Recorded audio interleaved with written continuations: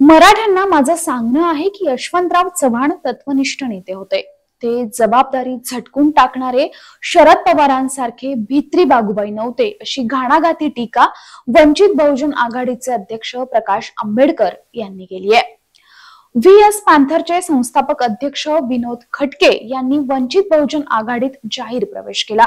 या कार्यक्रमात प्रकाश आंबेडकर बोलत होते। यावेळी प्रकाश आंबेडकरांनी महायुती आणि महाविकास आघाडीच्या नेत्यांवर जोरदार शिरसंधान साधलं। शरद पवारांच्या राजकारणाचे तर त्यांनी अक्षरशः वाभाडे काढले। येणारे काही महिने वादळी आहेत। छत्रपती शिवाजी महाराजांचा पुतळा कोसळलाय, त्यातून शासनाचा भ्रष्टाचार समोर आलाय। सर्वांच्या भावना दुखवल्या गेल्या, पण महायुती आणि महाविकास आघाडीच्या राजकारणाचा आधार हा विकास नाही तर दंगल घडवणं हा आहे। मुलींच्या अत्याचारावर मोर्चे निघाले, अत्याचार वाढले, पण त्याची विटंबनाही होते, हे दुर्दैवी आहे। पण ही विटंबना आलीच कुठून? फाशी देऊन ते मिटणार नाही, पण जे पेरलंय तेच उगवतंय। आजच्या राजकारणातून हेच पेरलं जातंय, असंच काहीसं चित्र असल्याचं प्रकाश आंबेडकर यावेळी म्हणाले। राजकारण, भाषण, मोबाईल, बातम्या यातून केवळ द्वेषच सांगितला जातोय। ही हिंसाच आहे आणि तेच आता घडतंय। यातूनच लैंगिक अत्याचार वाढतायत। शांतता आणि एकमेकांचा आधार पेरला तर या घटना कमी होतील। अत्याचाराच्या घटनांमागे आरएसएस, भाजप, बजरंग दल याची प्रक्षोभक भाषणं आहेत। द्वेषाच्या औषधातून या घटना घडतायत। विधानसभेची निवडणूक ही मराठा आणि ओबीसी अशीच आहे।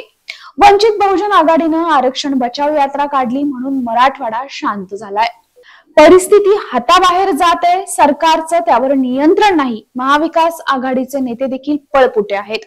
मराठ्यांना ओबीसी मधून आरक्षण देण्याच्या मनोज जरांगे यांच्या मागणीवर शरद पवार स्पष्ट भूमिका मांडत नाहीत।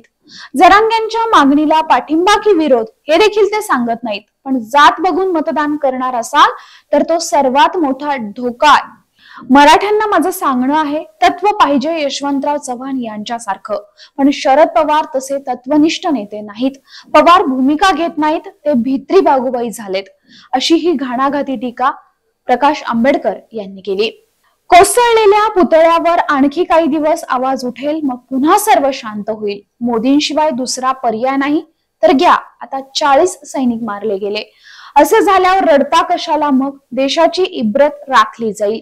एवढी कुवत केंद्र सरकारमध्ये नाही। ही परिस्थिती भीषण असल्याचंही प्रकाश आंबेडकर यावेळी म्हणाले। हा व्हिडिओ जर आवडला असेल तर लाईक करा, शेअर करा, आमच्या चॅनलला सबस्क्राईब करा। तुमच्या प्रतिक्रिया आमच्यासाठी महत्त्वाच्या आहेत, त्यामुळे कमेंट नक्की करा। धन्यवाद।